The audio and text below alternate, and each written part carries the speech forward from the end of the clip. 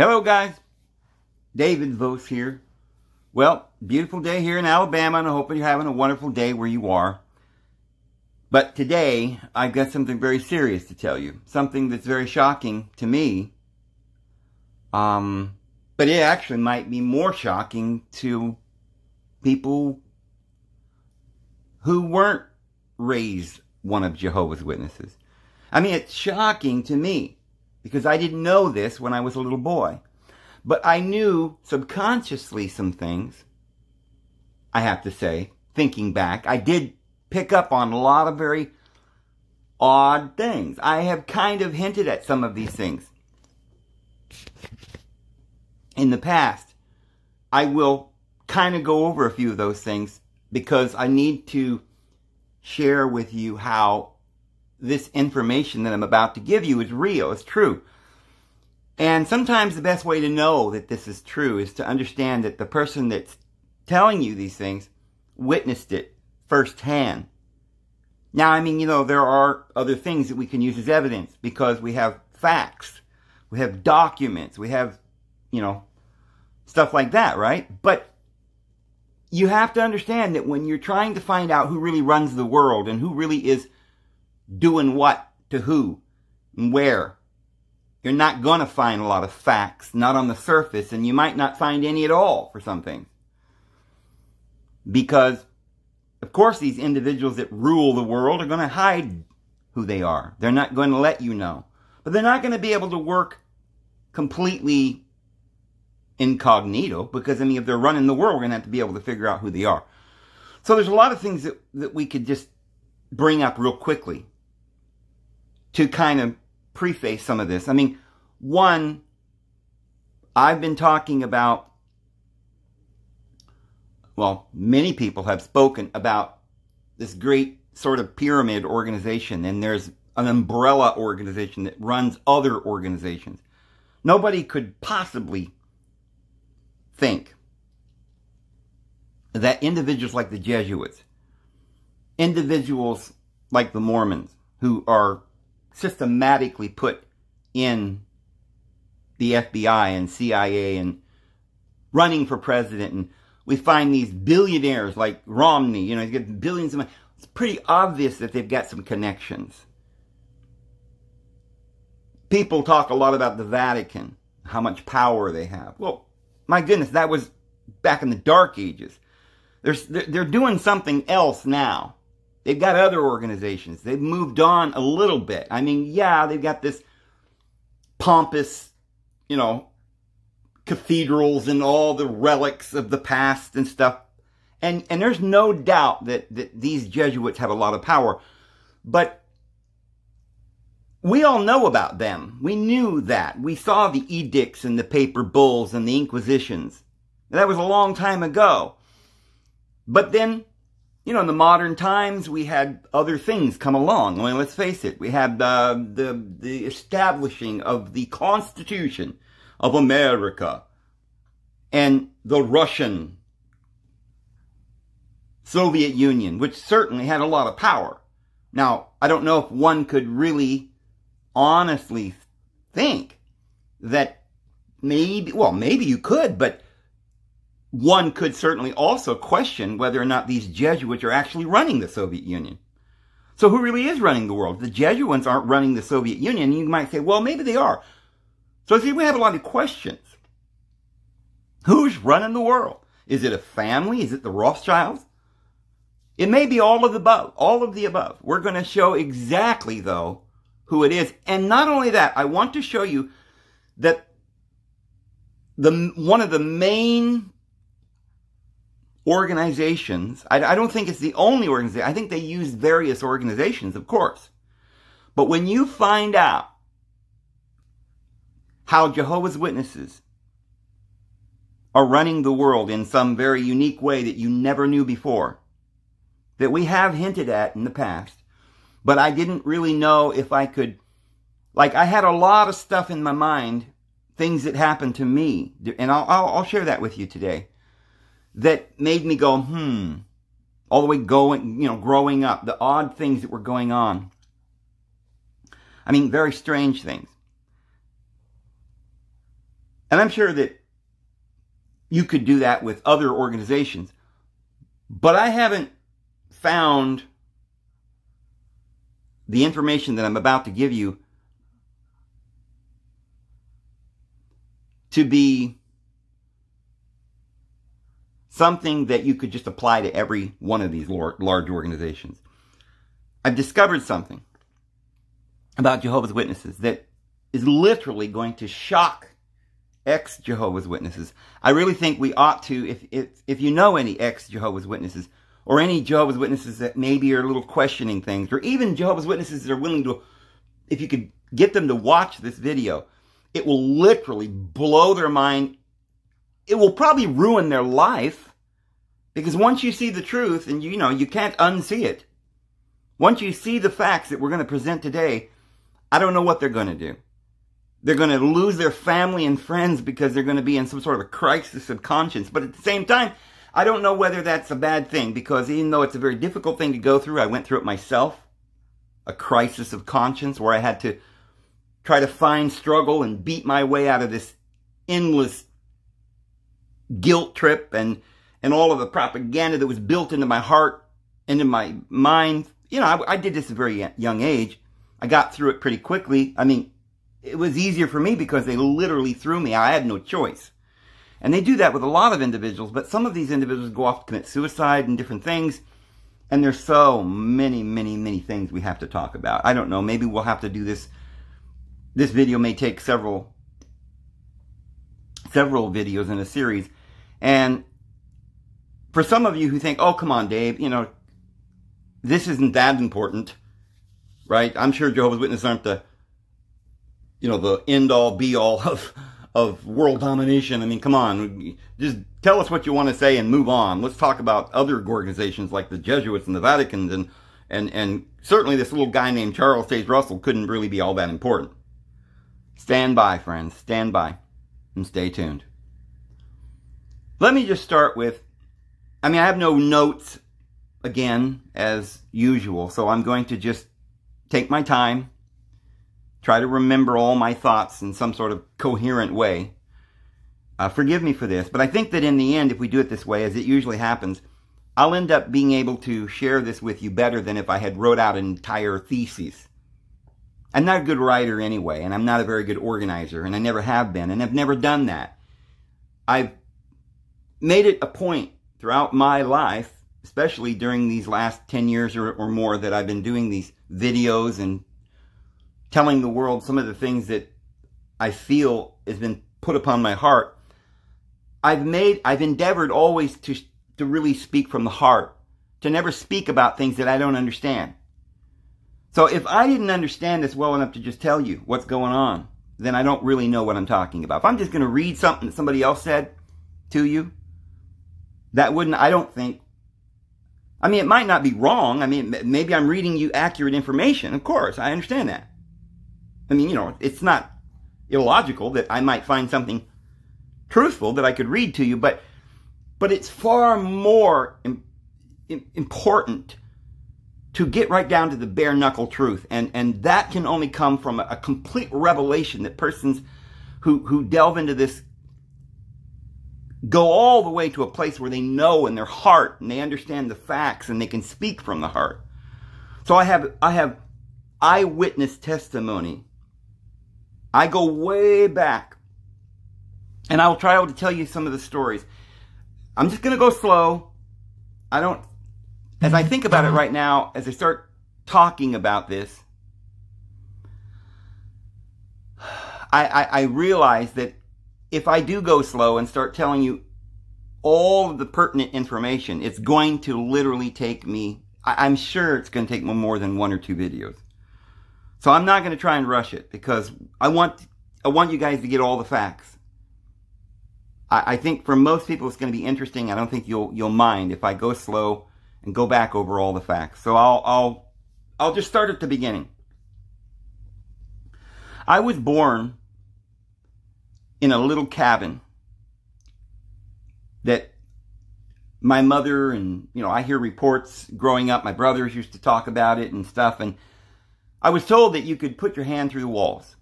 And I always thought, because they talked kind of colorful language, you know, like they didn't really explain to me what that meant, but I was just growing up, just kind of knew what that meant. I mean, pretty much the way we lived all of my life, all the way up until I lost my family at a very young age. But what they meant by that was we lived in a cabin that really wasn't very winter ready. You know, it had holes in the walls. It was like a shed. We lived in a shed, basically. And we lived in California, and it was basically, I always say it was at the base of Mount Whitney, the highest mountain in the continental United States. My dad was a trapper. Where did I live exactly? Well, I'll tell you. I don't mind it because I don't think, you know, you can go there if you want, but I'm not there, so, you know, no reason why I can't tell you where I was born.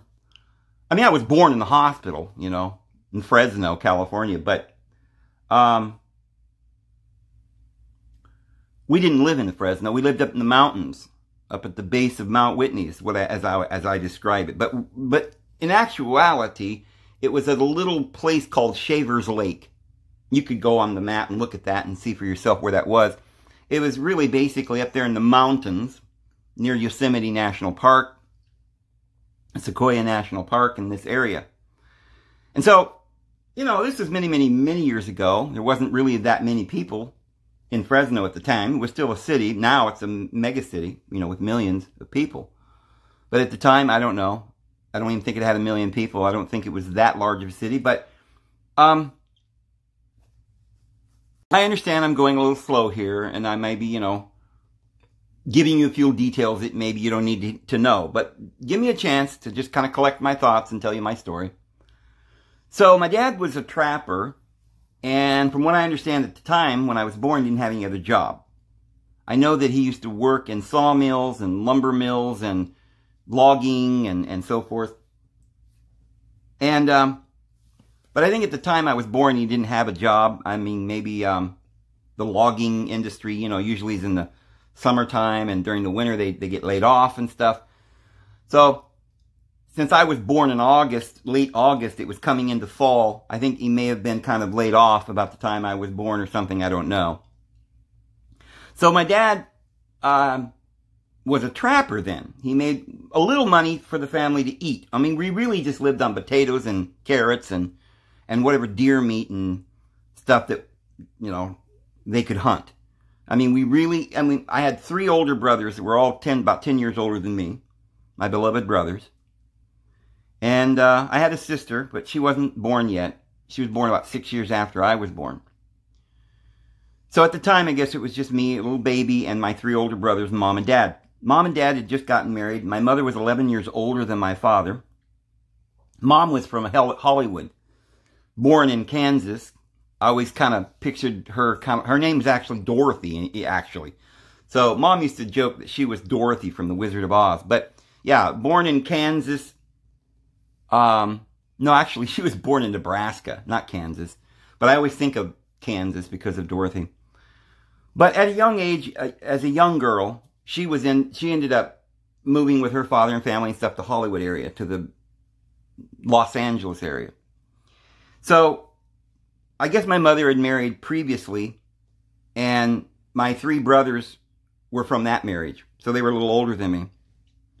Well, Mom was not Jehovah's Witness growing up, but I think when she divorced and she had these 3 boys to take care of as a single mother, probably she was searching spiritually. And back in those days, there was a hippie movement coming on pretty soon, and, you know, in the 60s, and there was people searching for truth, trying to understand what was going on in the world, what to believe in. I think Mom, you know, I don't think she grew up in a religious family, but she was probably searching on her own for her own answers, and she started studying, I guess, with Jehovah's Witnesses. She probably thought at the time, hey, this would be a good place to raise children. They seem like a nice little organization, you know, because they always act really nice at the beginning, like take you under their wing and teach you about the paradise earth to come. And my mom used to say how that appealed to her, that paradise earth. She never really understood what heaven was. Like, we're going to heaven, you know, what's that? I don't want wings. I don't want to live on a cloud, right? So it kind of appealed to her that they were teaching this thing about a paradise earth. And so she studied with them, and they're pretty good at convincing people. And what they do is they kind of lure you along, take you to the meetings. Everything's cool. They don't bother you when you're not actually a Jehovah's Witness. They don't make you wear certain clothes or anything. They just treat you really wonderfully until you finally get in the organization.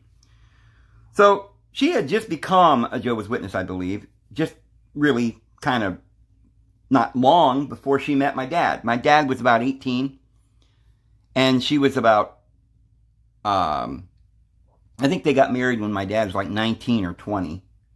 And so when my dad was 20, my mom was 31. So Dad got saddled with, a new marriage at a very young age, and now he had to support 3 young boys that were 9, 10, and 11, something like that. And then he, right after they got married, boom, I come along. So then he lost his job, and here we are in the woods, I guess, and Dad was always a trapper and a logger and a hunter for years and years. I mean, my dad and his brother, which is my uncle, they were big hunters. I mean, every year they would go into California, into the canyon, and go down deep. I mean, they'd go into Deer Creek, Rock Creek, and Mill Creek, which is up in Cohasset, California, up in the mountains above Chico, where my uncle, once he got out of the war, because he was actually in the war, World War II, never saw any action in the war because he was stationed in the Alaska, those little islands up there. What do you call them? Anyway, he was stationed in Alaska, which there was no action, but they were just there making sure that they're, like somebody didn't come across from Russia, in World War II. So he pretty much spent his whole time during the war playing pinochle with the boys, I guess he just drove truck up there, army trucks and stuff, and supplies and things. When he got out, and of course they didn't spend any money, he just played pinochle for 4 years. So all of his money was just being saved up. He didn't have to spend it. There was nowhere to spend the money up there in Alaska, in the snowbank. So the entire 4 years he was collecting all this money, and he got out at the end of the war and came back to his home state in California. He ended up, I guess, right away marrying a woman that was a local lady, and they ended up having a bunch of kids. And so he had all this money, and he started a business with it. He was very frugal. He ended up, in the end, I mean, he ended up buying 150 acres up in this canyon, up in near Cohasset. And it was like an old gas station or something. He turned it into an antique shop. It had this old antique gas pump, and it was like an old cabin looking thing. It was like an old, gas station type thing from the like 50s or something, And it was kind of cute, and so it was kind of antique-ish, and he made this antique store, and he would go to these auctions and buy all of this furniture. Well, over the years, he got to where he bought more and more and more, and he worked so hard because what he would do is take all the furniture and strip it down. And then he would turn it into like beautiful, he would just put oil on it so people could paint or do whatever they wanted with it. But he would strip it all down and make sure if there was any knobs off the drawers or the tables needed to, to be squared or whatever. He did all that and made them, just kind of sanded them down, put a little oil on them. And he had beautiful, it was like refurbished antiques. And he made quite a bit of money until he became literally a millionaire doing that. People would come from all over the world to see this furniture that he would have in the store. And it was a unique experience going to this place. And he ended up, building these barns, and he had all these antiques. And I'm pretty sure that all that stuff's still there to this day. And over the years, he didn't have anything to do with all this money. He's collecting it, put a bunch in the bank, so he could kind of retire one day. He was smart enough to do that. But the rest of his money, he started buying old cars. And last I seen, years ago when I left, he had like hundreds and hundreds of old cars out in the field. And they were all like a lot of 1959 Dodges or 39s, I think. And like old Dodge pickups and little Valiants and Model Ts and different amazing stuff. But they would go hunting every year back in that canyon. There was these canyons come down off of Mount Lassen. Lassen is a volcanic mountain, and it's kind of one of the larger peaks in that area. Like Shasta, Lassen, and Whitney, and those mountains are in the Sierras. So it was kind of an active volcano, and these big like valleys or gorges, sort of like ridges, would come down off the peak. And each of these would come down towards the valley, towards Chico. And there were like 3 of them right near his place. So where my uncle was, where he bought his 150 acres, was right on the edge of the first canyon called Rock Creek. So they would go down into Rock Creek, hiking. And it was like a mile, you know, down in there and everything. And they'd hunt and come back out. Well, if they didn't see anything in the Rock Creek, they'd keep going right on up the other side and go on down into, I don't know if it was Deer Creek or Mill Creek. I don't know which one was the furthest out, but, and eventually they usually end up all over into like Deer Creek or Mill Creek, whichever was the last one. So this would be like 4 or 5 miles of hiking, probably 6 miles or more, you know, hiking, but you're not just going level, you're going down these steep canyons, kind of like the Grand Canyon. It was huge canyons. Now, most people couldn't even hike that far and get back without, you know, any guns on their person or, you know, carrying a deer or whatever like that. No, I don't know of anybody that could have carried a buck out of there. But my dad and my uncle did every year, pretty much for many years. Yeah, I don't know. But they would go down in there and they would get a buck, each of them, and carry out their guns and, you know, their canteens and everything else. And they put this big buck on their shoulders, and both of them would carry him out across these canyons. It was something else. I remember a person who begged to go with him one time. They were like, no, we don't go. We just go by ourselves. Because it wasn't like some sort of sport for them. They were going to get food, right? It was a real thing. It was a yearly thing that they liked being alone. My dad and my uncle, they enjoyed each other's company, and they didn't care much for people. But this guy kept saying, oh, please, I'll go. I'll make it. Don't worry, I can make it. So they finally said, all right, you can go. Well, they ended up getting these 2 deer, and the guy was supposed to pack the guns. Well, this grown man, this big grown man, couldn't make it back, just carrying the guns. The man was weeping, because that's how difficult of a trek it was. So this is the life that I lived. My father was this sort of rugged mountain man, hunter, trapper, and this is the situation when I was born. So it didn't really change from that point on, but what did change was the fact that Dad's mom, my grandma, had started studying also with Jehovah's Witnesses, I think maybe a couple of years before that. And somehow or another, my dad kind of got interested in it and started going to the meetings, probably because Grandma told him to.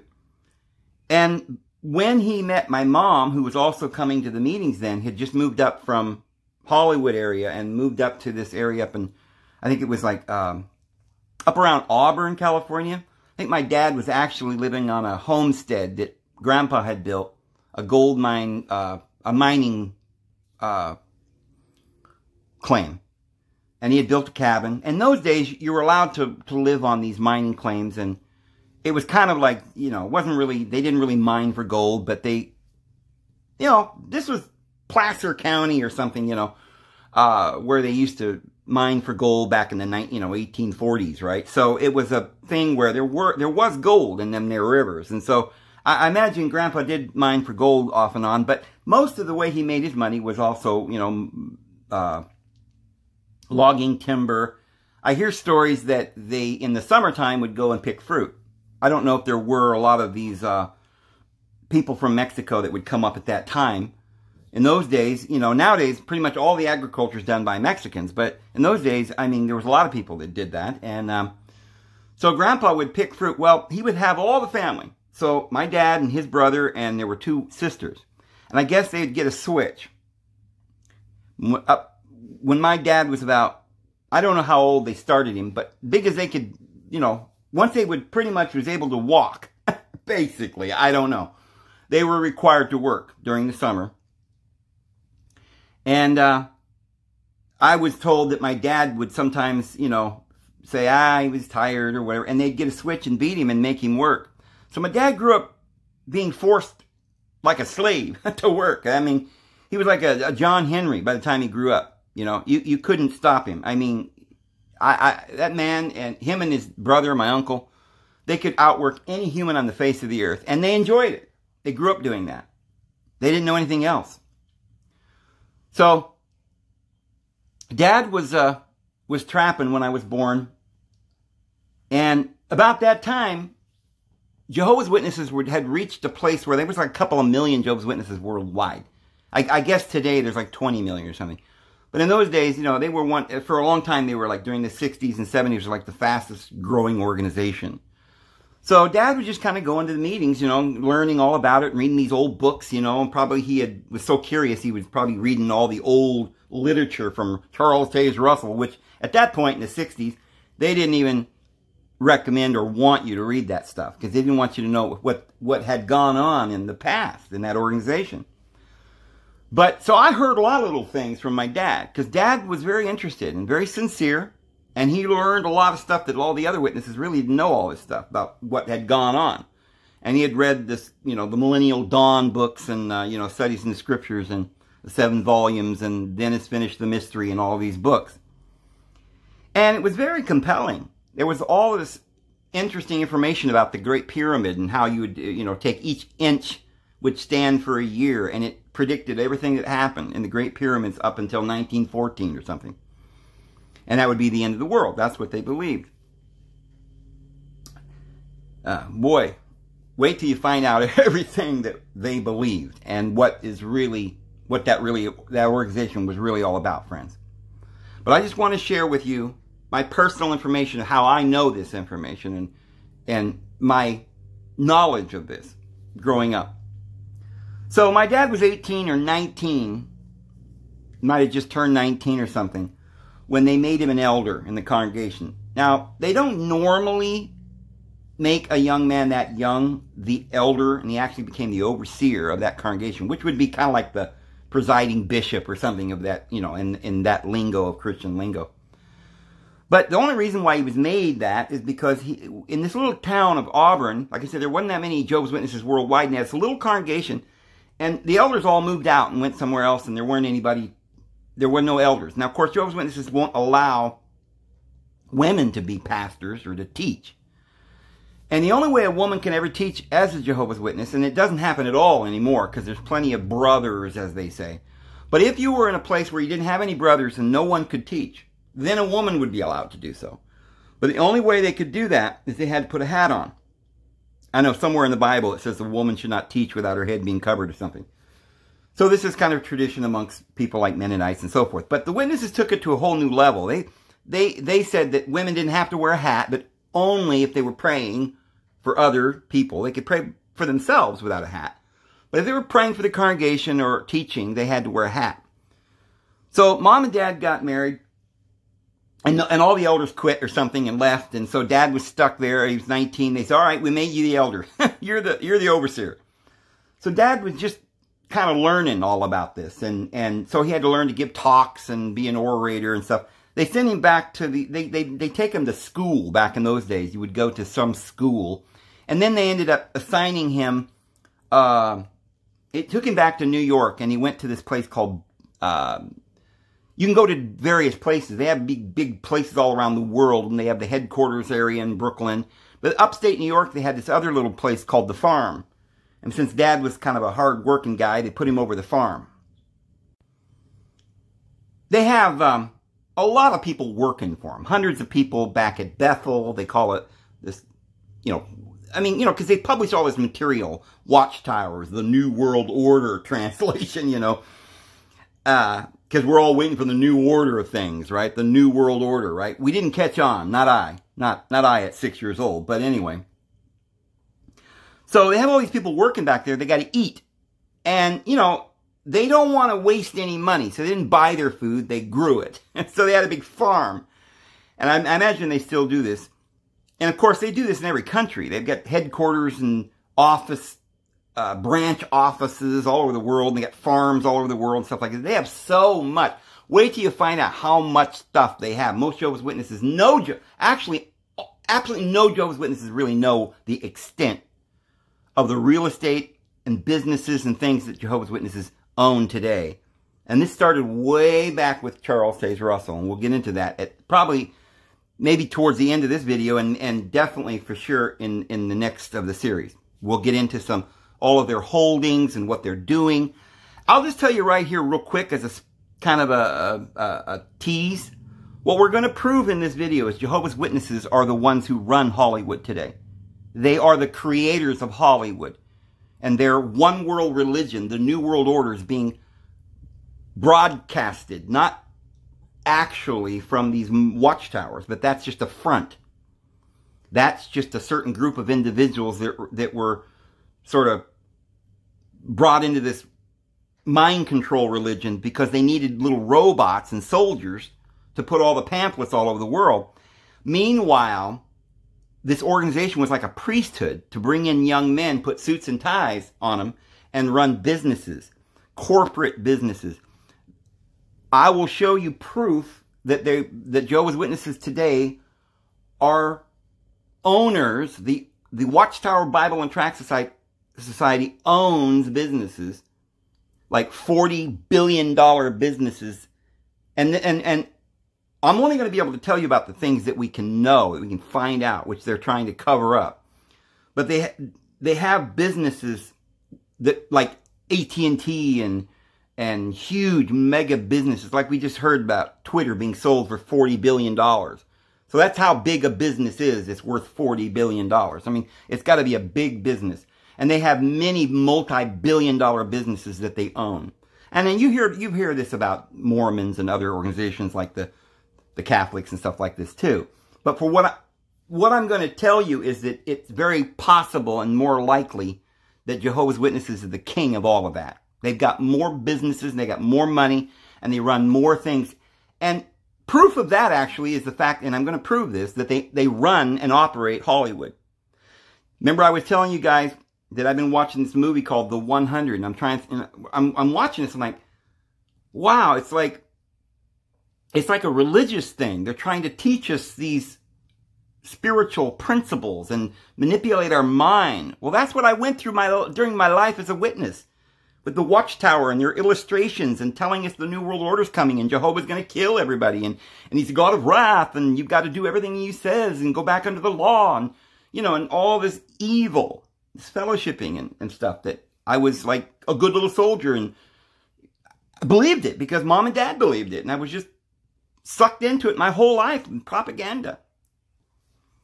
So we will prove, I just want to throw that out there, that don't think this is just some little stupid story about David Vose's childhood. No, I'm trying to get and establish the fact, I'm going to show you why I know what I'm talking about. Because my father was one of these individuals they call their anointed. And so anyway, I've told you guys some of the stories before. Some of the stuff that we're going to talk about is how, they had these huge conventions, some of the largest worldwide conventions ever before had up to that time. I think at this point in modern times, other people have outdone their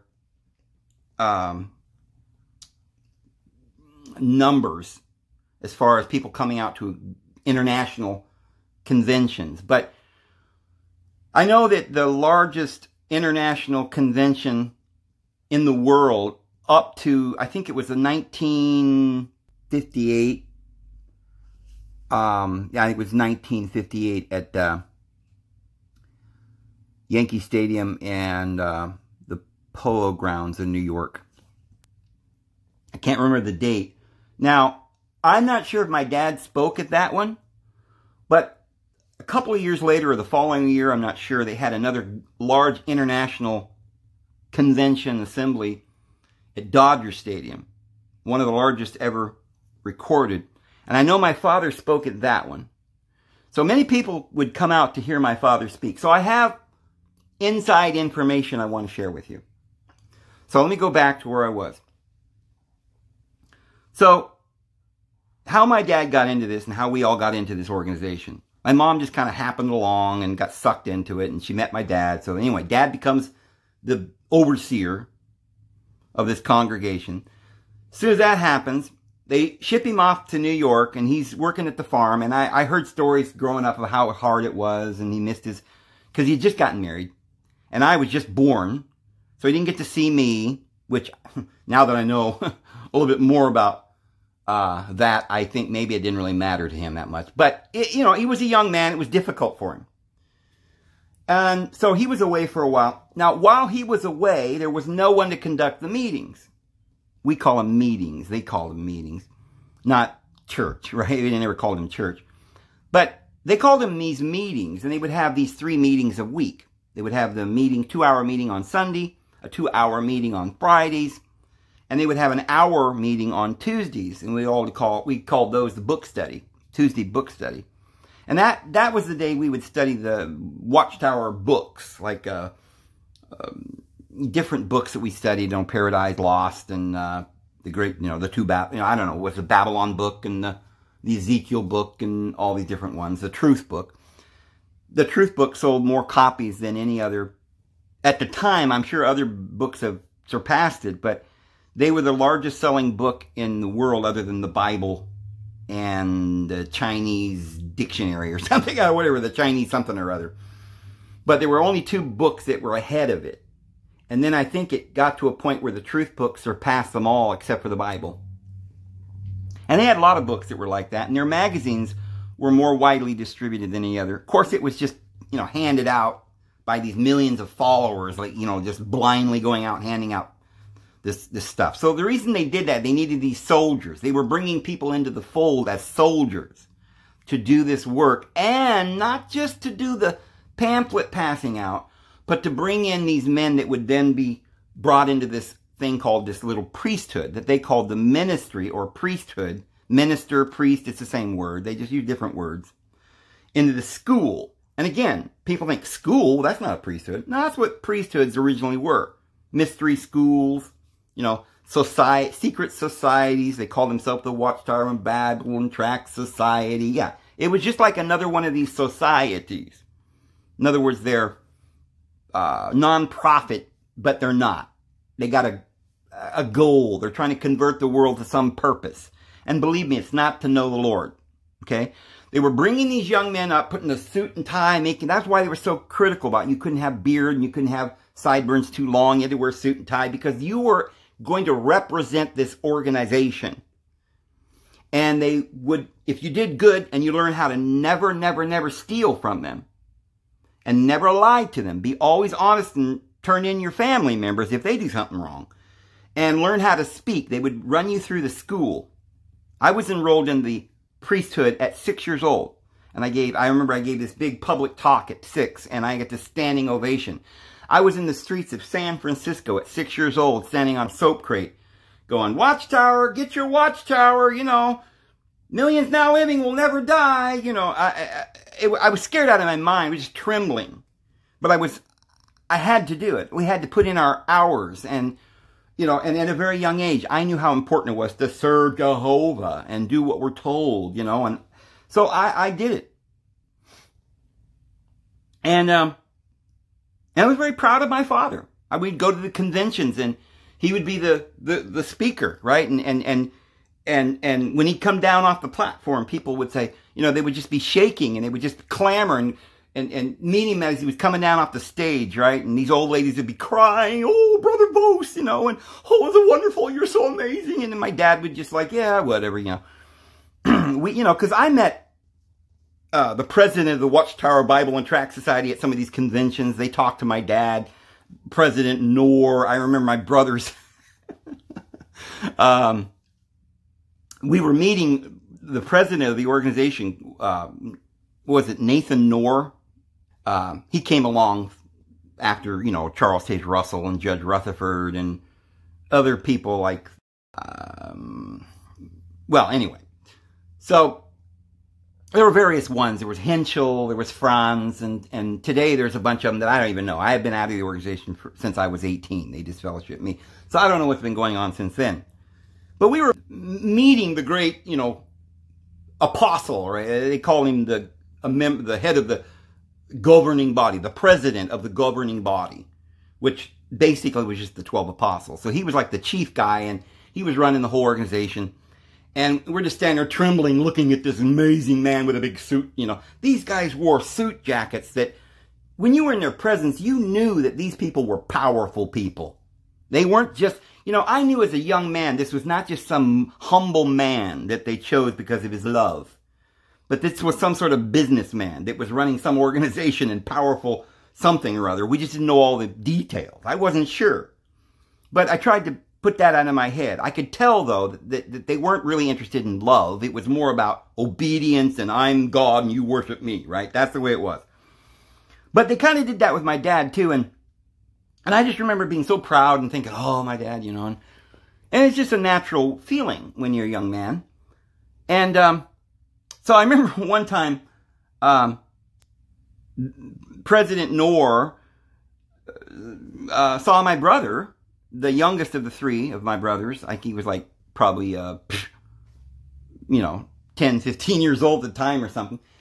And Brother Knorr walked over. We called him Brother Knorr, He walked over to shake my brother's hand. And my brother goes, I can't remember exactly what he said. Something like, gotta go. Orders from headquarters. That was something we laughed about for years because, of course, headquarters gives you the orders. And it was kind of apropos, right? Getting orders from headquarters. And what he meant was his mom was calling him and he couldn't talk to the president. I think he was basically scared out of his mind, to meet this man. We all cowered in his presence. But this is what I grew up with.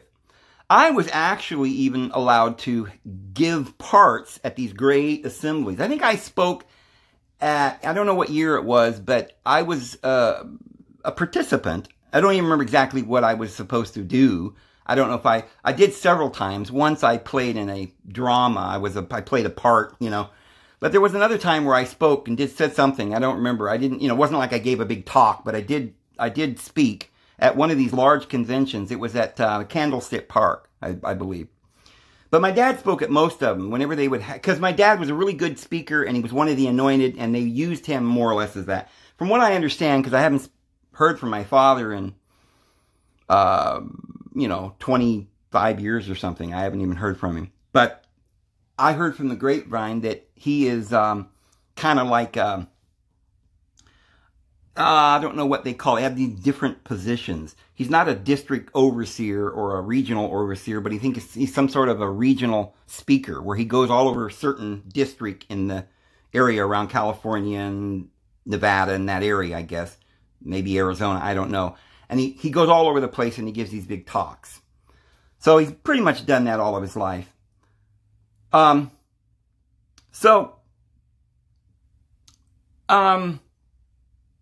was how I came into the world. And so while he was back at New York, at Bethel, or wherever they had him, they were teaching him to be an orator and a speaker, and he would work at the farm, and then after they would get done doing their work, then they would go into classes and they'd teach him to be a great elder or whatever. This is one of the reasons why they used him, because not all the elders they didn't take him back and teach him this, it's like he went into some special training or something.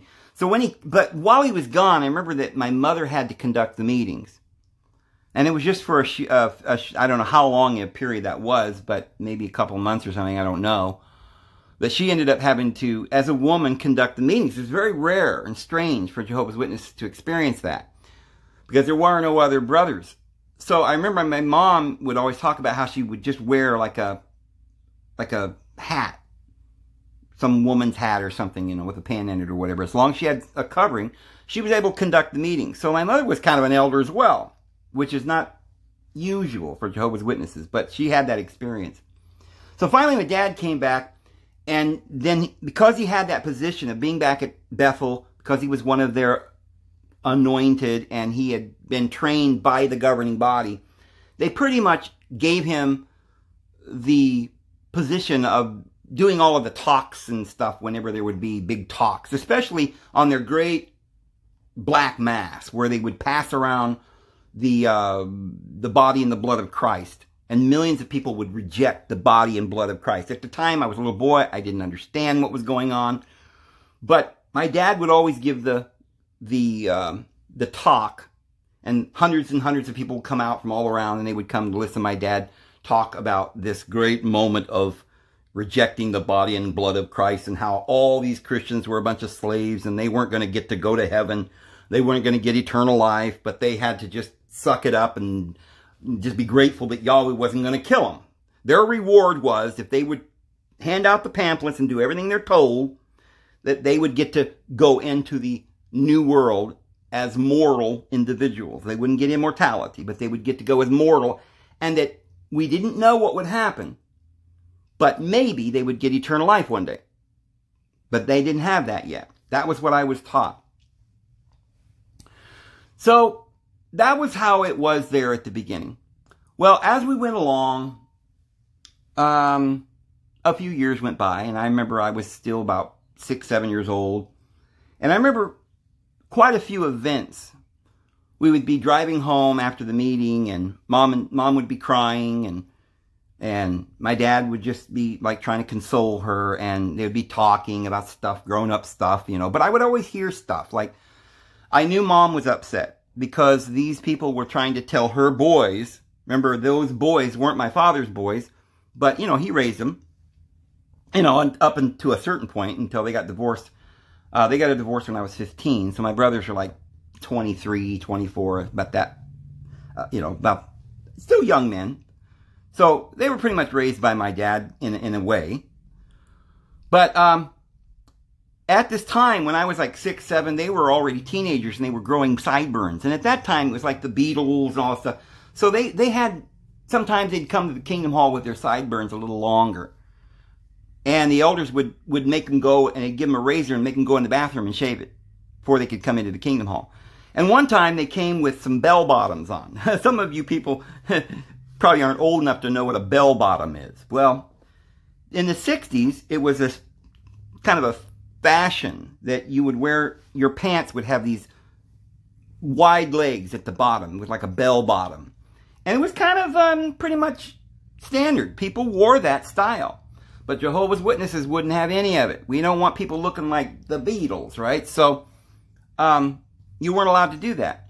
So they would get reprimanded. My mother would be crying, and she'd tell my dad, you tell them not to tell us what to do. That's not right. That's not in the Bible. And Dad had this sort of conscience crisis that he didn't know what to do because he knew Mom was right. And this continued on until finally Dad ended up growing a beard. I don't think I want to go into all the little details about how that whole led up to that. But eventually they had this big crackdown. And my dad took a stand, probably only due to the fact that my mother just wasn't having it. So Dad, I guess he loved Mom or whatever, and she kind of convinced him to go all the way with it. And Dad called the Watchtower Bible and Tract Society and said, look, this just isn't right. We're gonna have to straighten this out. So they told the Kingdom Hall where Dad had grown the beard, they said, you got to leave. We're disfellowshipping you right now. The whole family. I'm like, huh? So I remember, and this is kind of an odd little memory. There are going to be a lot of these little memories as we go that most people probably wouldn't even know if they were Jehovah's Witnesses. But you didn't think about it or notice it. But I only noticed it because that was the first time I'd ever seen it. But there was a red phone in the back of the Kingdom Hall. I had never seen it before. I didn't ever notice it.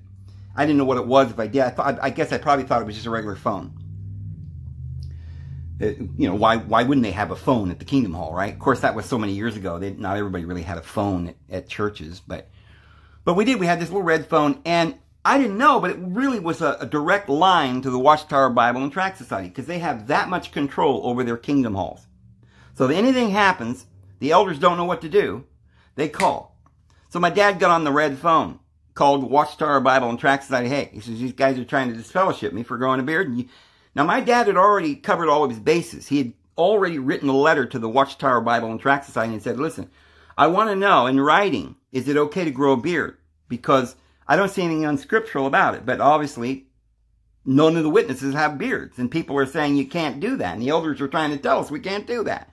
But he says, I don't think that's right. And now they're trying to disfellowship me.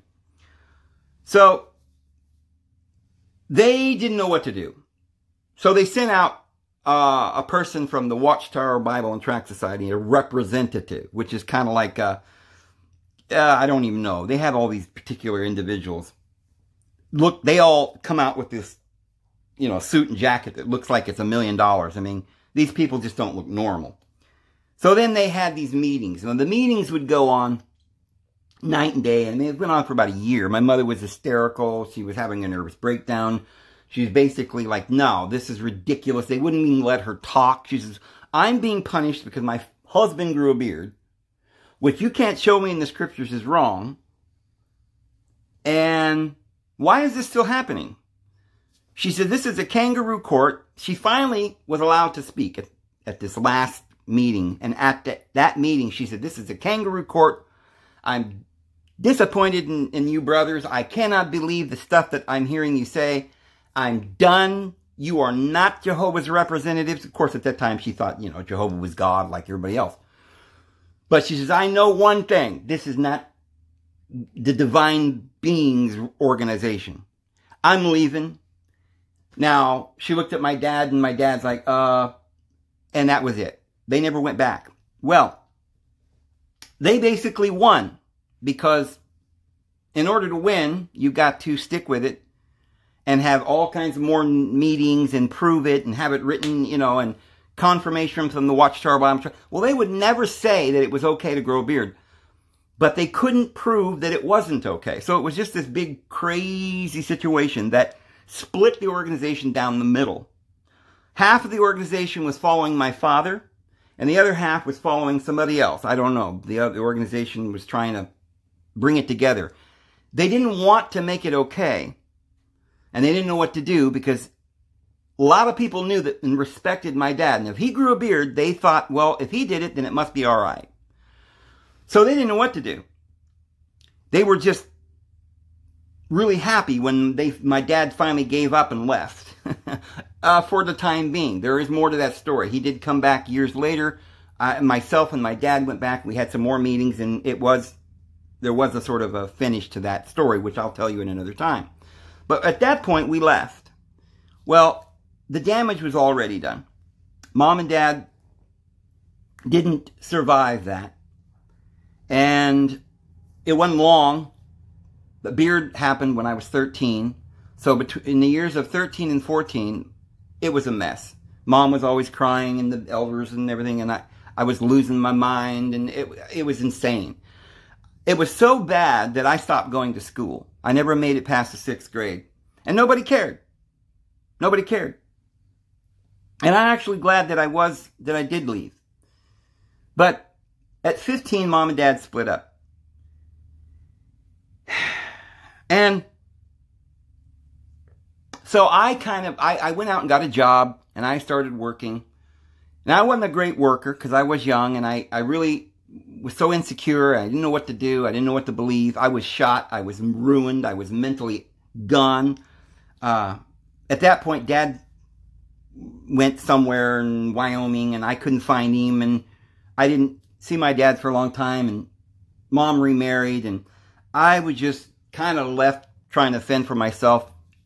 There were times when I would go home to where my mom lived. She lived out in the woods in Idaho, and I would stay with her for a few months and rest up, and then I would get in my vehicle and go get another job flipping burgers. And I'd work for about 9 months to a year, and then I'd quit, take my money, and go hiking for a while, or just, you know, drive to another town and explore that town, and did a lot of praying and thinking. There's a whole lot of things that happened in my life, but this is not about my life. I just want you to know that at this point, I was struggling to understand myself what was going on. I'd been raised this way. My dad really didn't explain to me what had happened, just quit. I knew Mom was upset, and I knew Mom was right about the beard. So I went to the elders myself. But I'm like about 17 now when I finally decided to start going back to the meetings. So I'm there for a couple of months, and I'm asking questions. They're like, oh, this young man. And they knew what had happened to my mom and dad and everything. And what are they going to say? Oh, we're sorry we killed your mom and dad. Well, they kind of wanted to say that, but they couldn't. They weren't allowed to. So what they did was they tried to convince me that they had been right and the beard was wrong. Well, of course, I wasn't going to put up with that, so I would sit and ask them, well, now explain to me why it's not wrong, why it's wrong. I know it's not wrong, and I would show them, even from the watchtower, that what they were saying wasn't even what they were technically saying. I mean, they didn't really ever say in the watchtower that somehow it was wrong to grow a beard. But I began to realize that the reason that this was such a stickler for them is because of policy and had nothing to do with the Bible or Christian values or morality. It only had to do with this organization. And I began to realize that something was up. That this was not an organization out to try and further people's spirituality and their moral standing with the Lord. And to teach the gospel. But it was I watched these men that were more like politicians. And they were going by rules that were written in a book somewhere from a man. And all this began to start weighing on me. And I would have more and more questions. Finally, they said, well, don't worry about all that. Everything will work out, and Jehovah will work it out. So I quit arguing about it for a minute or two. And they started luring me in with other things. Because remember, this is a very wealthy organization. So they, it's like I was now in Sacramento, staying with my aunt. And stayed there for a little while with my aunt. And, there's a lot of wealthy people in the congregation. They were offering me good jobs. They were basically saying, look, we will offer you a job with a big corporation. I remember they were trying to get me to work for 3M. So they gave me a little job for 3M Corporation, which the Jehovah's Witnesses owned. Some of my friends were working for Hewlett-Packard. At the time, I had no idea what that was. Well, it's computers, right? They run it all. The guy that ended up disfellowshipping me was the president of AT&T, which at the time I was like, huh? I didn't really know what that meant, how important of a job that was.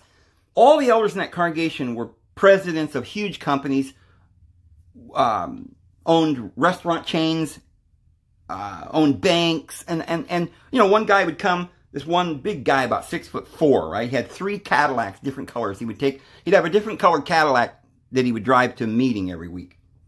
And I remember thinking, well, I don't know about that. I didn't really like that. I would even bring that up to the elders, and they would like, just be quiet, young man. You don't know what you're talking about. There's nothing wrong with money. He's a good man.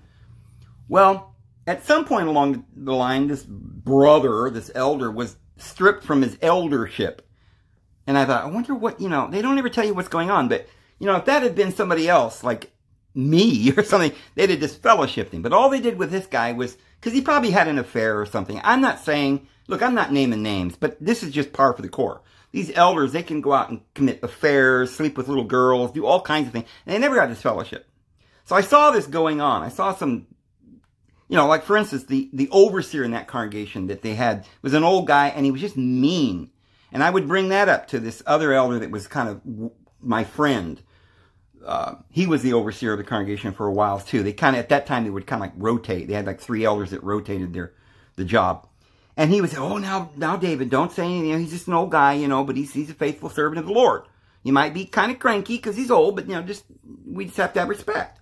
And I thought, well, okay, But to me, it didn't seem like these elders were very nice. And they certainly didn't know their Bibles, because it seemed like all they were interested in is these corporations and businesses and money. But, but then on the other hand, like, hey, you can have this great job. Hey, if you prove faithful in a couple years, we'll marry you off to some princess that, her dad owns some huge corporation. Maybe when you get a little older, you can run this corporation. You'll be the CEO. And I'm like, well, that's pretty cool, It wasn't really a bad deal being a Jehovah's Witness. You had association, you had fun things to do. People went on, we had these big get-togethers, and a young man at my age, it was pretty, enticing, because I had the pick of the whole congregation. I was a young man, 17. They were, a lot of the young women there were kind of scoping me out, and like, hey, well, maybe this is the next, maybe so a couple of them asked me out on a date. Of course, you'd have to go over to their parents' house, and that was just so hard for me. I didn't like being on a date with somebody and their parents would be in the other room. They wouldn't let you go out into another room privately. If you went in the other room, like to look at their card collection or something, they wouldn't let you shut the door or whatever, you know. So they could hear everything you were saying, and it was just really weird. But I remember this one elder that had this chain of restaurants, and to this day I don't remember what the name of that restaurant was. But I do remember that it was a whole chain of restaurants, and he had quite a few of them throughout California.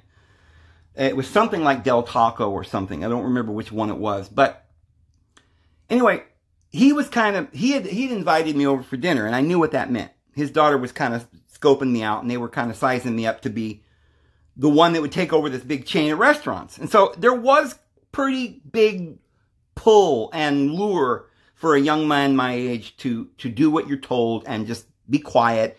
You know, even though they had already disfellowshipped my father, basically I always said they killed my mother. Because once my mom ended up leaving and gone through all that, and she was trying to figure out what she believed, she basically had a nervous breakdown. And I believe that the stress and the strain on her caused her to develop cancer. And a few years later, she died.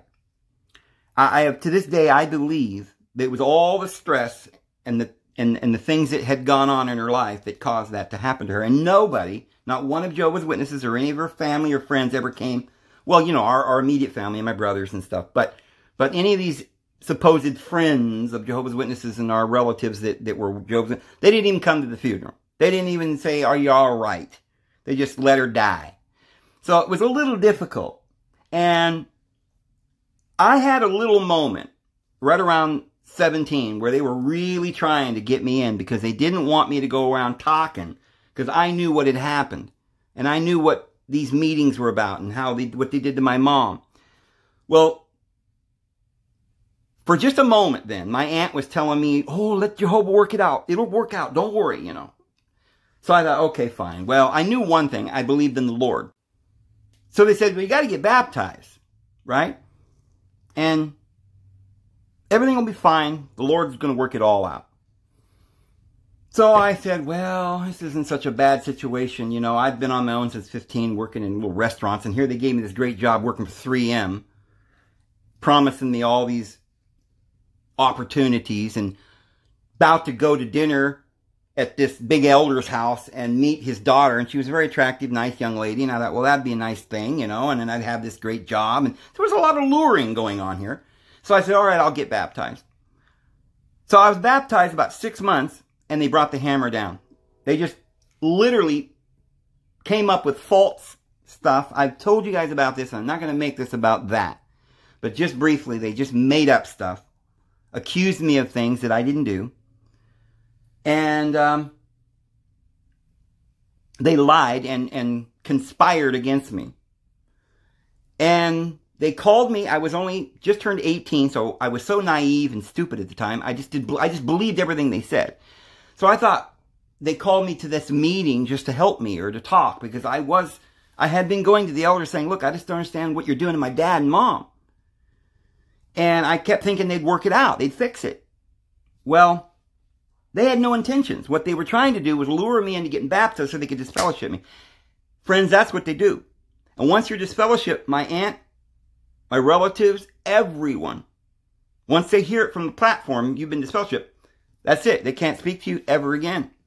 And unless you're willing to get down on your knees and repent for the next year to 10 years, you'll never be able to speak to your family again. And even if you do end up getting back, which I wouldn't be willing to do that. I won't get down on my knees for any man.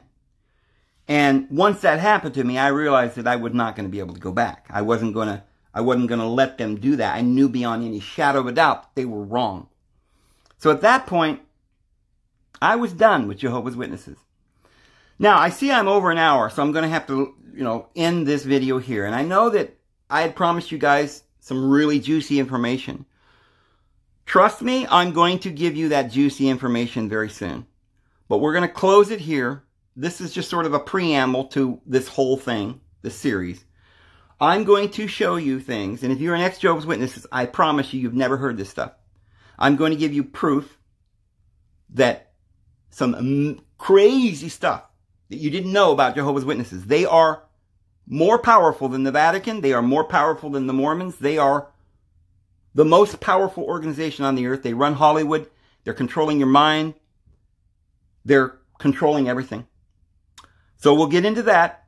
I'll tell, we're pretty much up at the point now where we can start talking about that. But we'll do that in the next video, guys. We'll see you tomorrow. Have a good one.